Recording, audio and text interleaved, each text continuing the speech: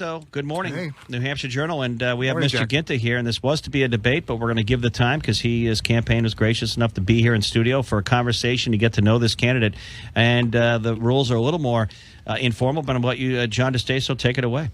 Hey, thank you, Jack. Thanks, Frank Guinta, for being here. Good morning. It's a pleasure.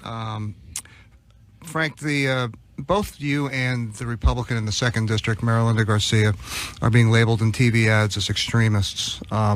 On the other hand, not you personally, but some of your supporters and those who would like to see you go into office are labeling them, Carol Shea Porter and Ann Custer, left-wing extremists. Tea Party keeps coming up.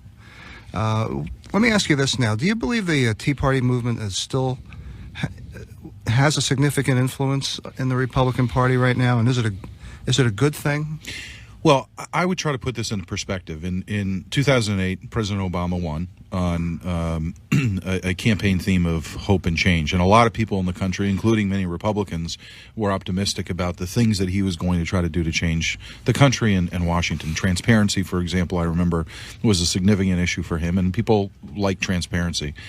Then, 2 short years later, there were a lot of legislative initiatives that I think the country felt were overburdensome. So therefore, in that 2010 election, there were people that identified themselves as Tea Party. Taxed enough already is essentially what that term means.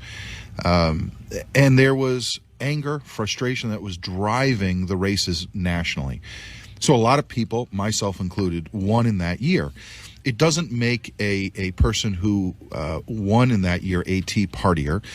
And the fact that the engagement is not as public today with people who identify as Tea Partiers doesn't mean that they've gone away. I think it means that their shift is different. You're now 6 years into this presidential tenure. There's frustration with Republicans and Democrats, quite frankly, in Washington. So I think people who identify themselves as Tea Partiers are still going to vote. I just think their level of action and activity is nowhere near the same level that it was in 2010. I understand. Has that movement, even if it has sort of diminished some, how has it helped shape policy and debate? And has it, some would say it actually facilitated even more gridlock in Washington? Well, the way I try to look at these things is recognizing every different perspective and point of view when you're trying to shape policy is something I think we all should strive to achieve. And when I say that, I mean as a member of Congress or as a mayor, as I was, not everyone's going to agree with you, and you're not going to agree with everybody. But it is important to get people's perspective, whether you agree with them or not. So in that context, different points of view can essentially help shape a long-term objective legislatively.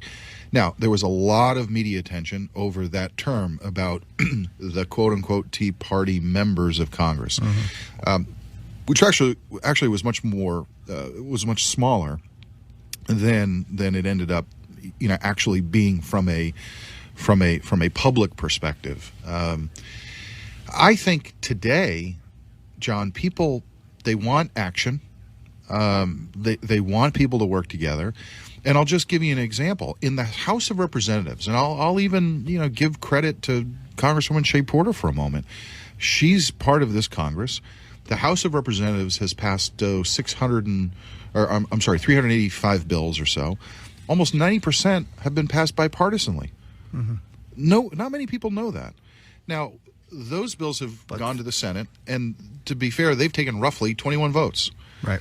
So there's not as much gridlock as people believe, at least in the House of Representatives. And they're doing the will of the people. I think the gridlock becomes, I'm trying not to be partisan here, but when Harry Reid decides that he wants to protect incumbent Democrats or the president from taking tough votes or making tough decisions, that becomes the gridlock, and that's what I think needs to change in this country. That's what I was going to ask you about gridlock. And is there a way on the major issues? Do you see that? I think one of the frustrations that people have, and why all of the candidates for Congress, no offense, don't have very high favorability ratings on either side, is a frustration about gridlock on these key issues, Obamacare, Social Security, for instance. Do you see any way quickly how that can change? Or are we doomed for this to go on and on? So it is a fair point. On the larger, more substantive, challenging issues, there are more ideological differences. That being said, I think what's going to happen in November, particularly if the United States Senate ends up going Republican, right, it then puts President Obama in a position to look at the final 2 years of his term and how does he want to be remembered. And I think a lot of this president will be remembered based on what happens in his final 2 years. So I can tell you legislatively, the House and the Senate would obviously be sending bills to the president's desk. My hope is that, again, you bring Democratic amendments in the House and the Senate so there is bipartisanship, and try to work with the president on trying to get some things passed. The first thing I think can happen is some tax reform on the corporate side. There are enough Democrats now that are talking based on the inversion process that maybe we do need a change in corporate tax structure. So in exchange for closing some loopholes, I think you could get a reduction in the rate. That, I think, can get done bipartisanly, and that's going to help the economy. We're going to take a quick break. You're listening to Frank Guinta. Before we go to a break, just a quick one. Lightning round here. Should the U.S. have a travel ban with the Ebola threat in and out of West Africa, yes or no? Yes. All right, we'll take a break. John DeStace on the Hampshire Journal. Frank Guinta, more of our one-on-one conversation, or actually it'd be, I guess, two-on-one. But mainly DeStace. DeStace's a one-on-one guy in a moment. And we like to thank our friends at Eastern Bank for all our election coverage, including expanded election coverage election night when the results come in. Eastern Bank, now a part of New Hampshire Banking. Back in a few. It's time for a look inside racing with Dick Berggren.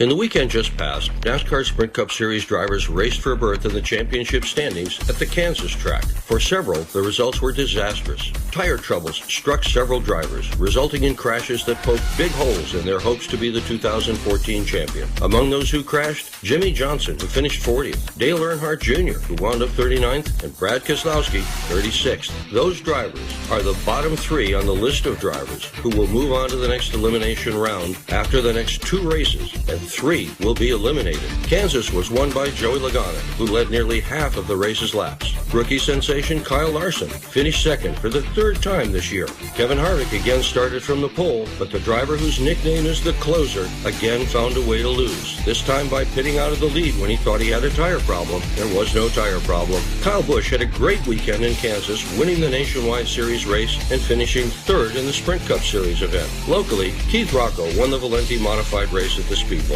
This weekend, the Sprint Cup teams race at their home track, Charlotte Motor Speedway. The undercard is the Nationwide Series, where Bill Elliott's kid Chase holds a narrow lead in the championship standings over Regan Smith and Ty Dillon. I cannot overemphasize the importance of this weekend for those who have hopes for the championship in each of NASCAR's top divisions. Locally, the New England Dragway runs its import face-off on Sunday. Lee USA Speedway hosts its annual Oktoberfest this weekend with 2 days of 18 divisions, headlined by the Valenti Modified Series and Lee's own Super Modifieds. I'm Dick Berggren.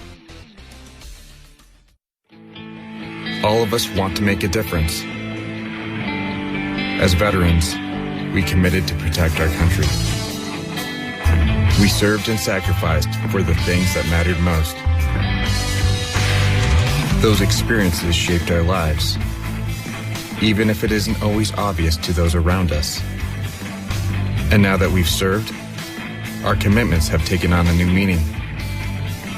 We're husbands, wives, parents, friends, and neighbors, but sometimes we still feel alone. We forget that our biggest challenge can be to ask for support when we need it. The Veterans Crisis Line is here for all veterans, service members, and their loved ones. Dial 1-800-273-8255 and press 1. Chat online at veteranscrisisline.net or text 838-255. It matters. Tune in to WGIR AM's newest show, Opportunity Knocks, every Sunday at 10 a.m. Brought to you by Manchester Community College. Join host Susan Eward, president of Manchester Community College, every Sunday to learn more about college, careers, and how you can make the most of every opportunity.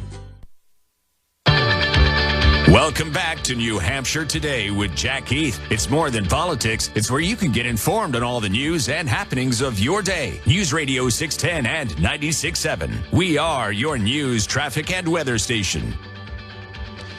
All right, welcome back. We're having a discussion with one of the candidates for the major offices in New Hampshire as part of our ongoing election coverage brought to you by Eastern Bank. John DeStaso with the New Hampshire Journal now. Check out nhjournal.com for his latest great scoops. But, John, quite more questions for Frank Guinta. He's the Republican running in the 1st Congressional District. Mr. DeStaso. Thank you, Jack. Let's move to foreign policy, since that is obviously at the top of most agendas right now. The situation in Iraq and Syria. Senator Ayotte was on TV on Sunday, and she was pretty straightforward, saying she believed feared that President Obama's interest in destroying ISIS or ISIL is being fueled by these midterm elections, and fears that his foreign policy is being, quote, trapped by the elections, and that she fears further, quote, he won't have the resolve to follow through with what needs to be done in a sustained effort to destroy ISIS. At the same time, Senator Shaheen on Monday in a debate up in North Conway expressed some frustration that it used to be that politics ended at the water's edge, but that's not the case any longer, and it's become a politicized situation. How do you feel about what both of these senators had to say? Well, I think to a certain degree, they both make very valid points. You never want an election to fuel policy when it comes to security and safety. We're talking about putting people in harm's way, and we're talking about life and death. My preference with ISIS would have been for this to be addressed almost a year ago, when they were only 1,000 strong. We clearly recognized, as we now see, between particularly with Leon Panetta and the things that he is publicly stating, this should have been addressed a year ago, and it sounds like it could have been eradicated a year ago. Now you're in a very different situation. 30,000 strong. You know, the numbers are all over the place in terms of their financial strength, but upwards of $5 million a day that they're selling in oil in the black market. They're taking over banks. They have a geographic span the size of Maryland between Iraq and Syria. And it's getting ever more challenging because essentially it's almost like civil war in Syria. So whose side are you on, and how do you pick a side? But the reality is, America needs to be engaged because of the simple fact that ISIS has clearly stated they want to continue killing Americans. So I think, John, to make this legal, there has to be a congressional vote based on the War Powers Act. I think most people, when you ask them, are we at war, they would say, yes, we're at war. So we need to take the vote. And that would require the president to have a clear position and plan to present to Congress. And that would, I think, depoliticize the actions. Now, when Leon Panetta said this week, this could be a 30-year effort, I think we need to be honest with the country in that I'm not sure that terrorism is going away. Mm-hmm. So we have to act in a way that's in the best interest of America, make sure that we adhere to the Constitution, the War Powers Act, and do this in a way that respects the intellect of the country, because people will understand if you're honest with them and direct with them. Quick follow-up to John DeStaso's question. Do you think it was a mistake for the Commander-in-Chief, the President, to continue and to say and continue to reiterate, if you have ISIS on the run in certain parts, for example, now this city on the Turkish border, no boots on the ground, mistake or not? He never should say that, because it's providing allies in opposition with your strategy. And when you're on the battlefield, you never want to give away what you're willing or not willing to do.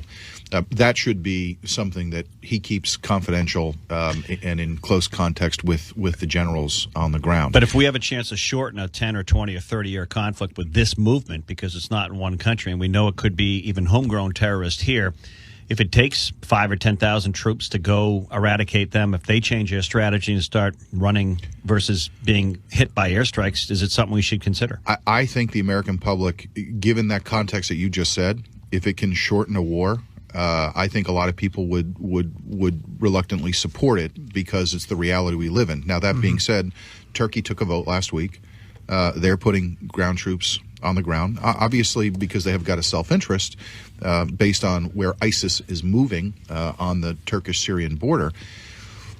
But there needs to be leadership from our country so strong that requires other countries to have their boots on the ground led by American forces. And let's be honest, the advisors that we refer to or that the president refers to are boots on the ground. They may not be in a forward position, but there are American troops on the ground right now to a small degree. I think there's a way to accomplish this without having a massive number of American troops. But again, the leader of our country needs to lead in the sense of getting that coalition immediately on the ground to eliminate Just quickly, Frank, ISIS. Do you think that you would have voted for or against the resolution? To train, I would have train voted and arm? against I it. mean, Carol J. Porter and you would have been on the same side on that. Probably for different reasons, though. Yeah. I think for very different reasons. I didn't think that upwards of $500 million to train 5,000 was the right solution, and I felt that was a vote, unfortunately, that was almost for the sake of getting something accomplished, and I don't think that you should play that kind of politics. So I would have preferred to see at that time a vote on whether we were going to war or not, number one, and then that would have required a clear strategic initiative. And Congress probably would have had to stay in session longer to make that happen, but that's what should have been done. Let's move to some of the specifics of the race. Representative Shea Porter, about a week and a half ago, released a new TV ad contending that you, quote, allowed the NSA to, quote, snoop on our private phone calls and to, quote, let government take our library records without a warrant. She's referring to your support for the Patriot Act. And back in the primary, your opponent brought this up, and you said here on WGIR that, quote, you either stand with the terrorists or you stand with freedom and protecting Americans. That was somewhat of a controversial statement on your part. Do you think this applies to Representative Shea Porter now that you've seen this latest ad? Well, the ad isn't factually correct. I've actually voted to restrict the NSA, including restricting the allowance of someone going to look at your library records or your medical records. But that's what happens with these ads. You know, you throw something up and people don't know what to believe, and it's part of why I think politics is viewed so differently today than 25 years ago. I'm more interested in trying to get to the right balance between security and privacy, and this vote is going to come up next year. So, as you know, I'm still running positive ads. I've taken on since the primary. I think within 12 hours of the primary being over, Carol Shea Porter specifically was paying for negative ads against me, her campaign. There's been, several different negative ads running against me. We're running one ad and it's positive. I have, said if these don't come down, at some point you have to respond. And, I want to respond respectfully. But in terms of the Patriot Act, I think what you need to do is consider first the constitutional obligation that we have to the country, protection. But secondly, ensure that civil liberties are protected. Now, what happened with the NSA was never authorized by Congress. And that's a very important distinction to make. Mm-hmm. What the NSA did, whether it's the president, whether it's the NSA, they violated the existing law.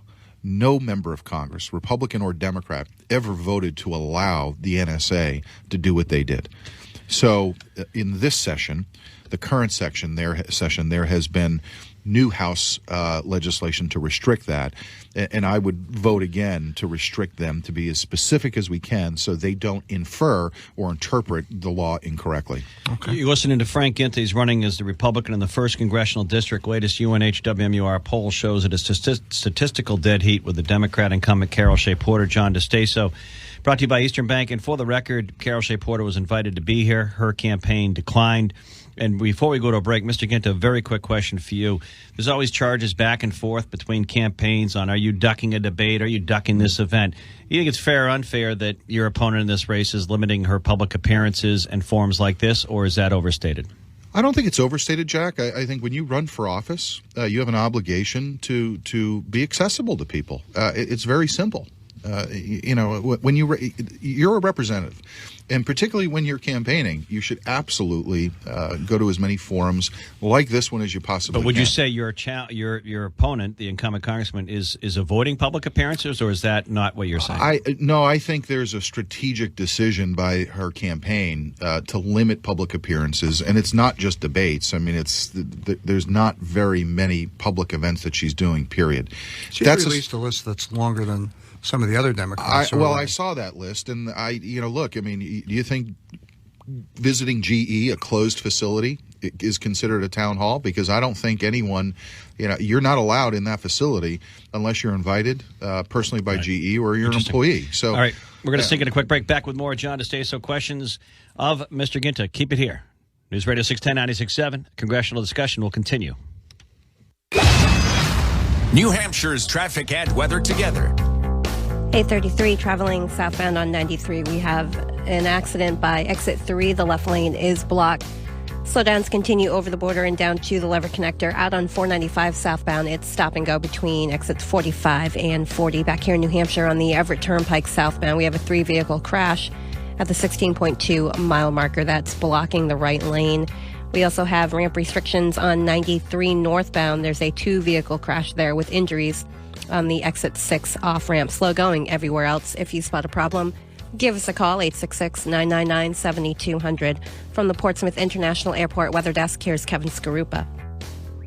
Line of rainfall early this morning and maybe 1 or 2 passing thunderstorms. Beyond that, clearing skies, sending up temperatures in the upper range of the 60s to even some lower 70s with a breeze picking up out of the southwest. The cooler air arrives late today and eventually felt later tonight with a low either side of 40 with partly cloudy skies. Tomorrow will be in the upper 50s to lower 60s. It will be with sunshine and lighter winds, and it does look like mainly fair skies for Friday into the weekend with highs in the upper 50s to lower 60s. From the Store Watch 9 Weather Center, I'm meteorologist Kevin Skarupa. It's currently 62 in Manchester, 63 in Portsmouth, and 61 in Concord.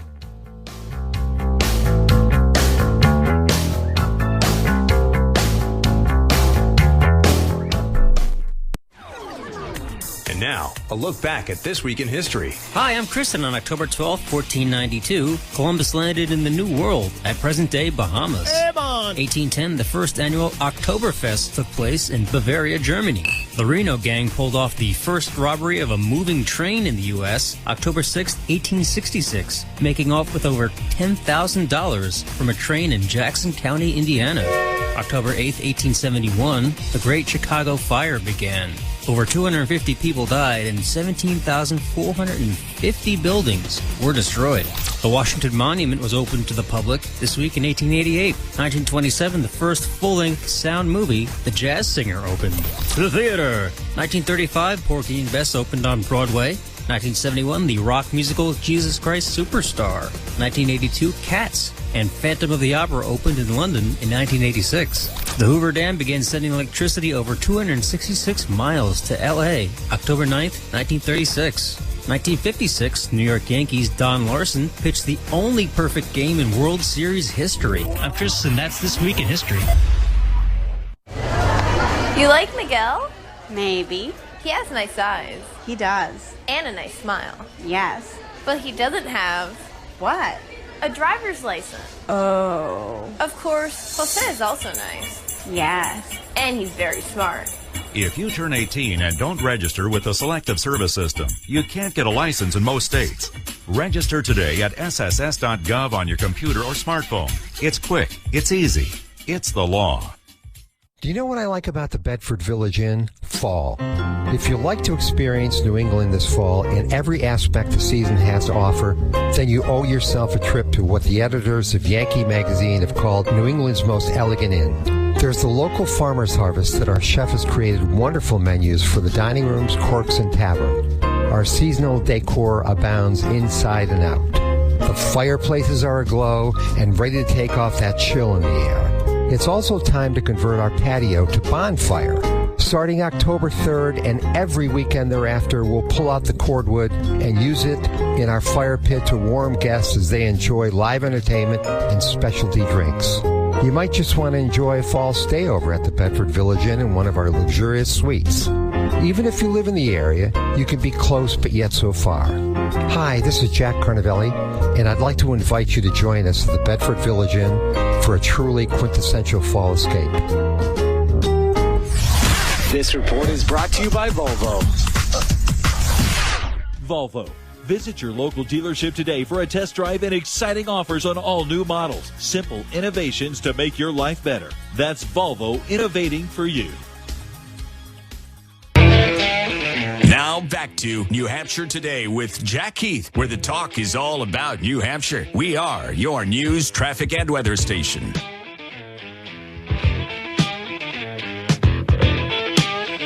All right, we are back. Thanks to our friends at Eastern Bank with our election coverage, and we're having a conversation with one of the candidates for Congress, Frank Guinta, because you're alone here because Carol Shea Porter declined to be here. So John DeStaso's here, and he does this on both sides of the aisle very well in terms of down the middle, New Hampshire Journal, NHJournal.com. John, more questions for Mr. Guinta. Thanks, Jack. Another ad that's out there, Frank, is the DCCC, the Democratic Congressional Campaign Committee, airing a TV ad claiming it's exposing what it calls your their words, not mine, shady finances. And it revives this years-old controversy over the $250,000 loan that you had made to your previous campaigns, and you had said it was an oversight that it had not been previously disclosed. Do you foresee a scenario which you could provide, as some of your opponents continue to ask for, bank statements on this? Well, what I think the ad leaves out is that a month after that election back in 2010, in December of 2010, House Ethics, found me in total compliance. So that never seems to enter the lexicon. But as far as we can tell, this has been resolved. I'm not sure what else, I can tell an opponent who's going to be political about a thing that they feel can try to persuade voters based on anything other than policy. So I've moved past it. House Ethics, which is Republicans and Democrats, have back in December 2010 found me in compliance, and if they want to bring it up, fine. But I think most people feel like it's old news. Has the Federal Election Commission ever come down on this? Is it still under their... There's been no movement with them, which is what happens in politics. Now, everyone files a complaint and then says you're under investigation. It's happened in, I think, every race in New Hampshire and almost every race across the country. It's become a political tactic, which I think is really disappointing on both sides. I mean, if there's a legitimate issue, fine. But, to use it now as a political ploy, I mean, Scott Brown and Jean Shaheen have complaints against each other. Those complaints will sit for years because there are so many complaints that it's impossible to get through them all. And you sit and wait and wait and wait, and you have no ability to really change it until they finalize. What always happens is we, and I guess I'm guilty of it too, we write stories about it, it becomes headlines, investigation, and then it just goes away. I don't blame the media for writing about it when, it brings up legitimate points when the other side is questioning something, but then it's really never resolved. Let me just move on, though. The so-called war on women that the Democrats are saying, the Republicans all up and down, as you know, the ticket right now, it's just a theme, not only here, not only in your race, Senate race. Carol Shea Porter, a couple of weeks ago, though, she came out in a very strong press release calling your record, quote, appalling, because you did, and said you were actually soft on violence against women, because in 2012 you were voted, I guess, for a narrower version of the Violence Against Women Act a version that had been in effect as the current law at the time, but a version that did not specifically address tribal, LGBT, and undocumented immigrant victims. This came during the whole NFL, the height of that controversy. What's your feeling about being called soft on violence against women? Well, I was mayor for 4 years of this city. I don't think anybody would have ever described the way I took on crime in the city as soft. I was a tough mayor, tough on crime kind of guy.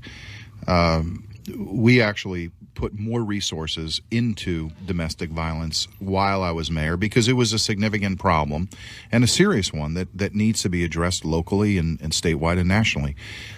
I voted for the VAWA Act that came to the floor. I was proud to vote for it.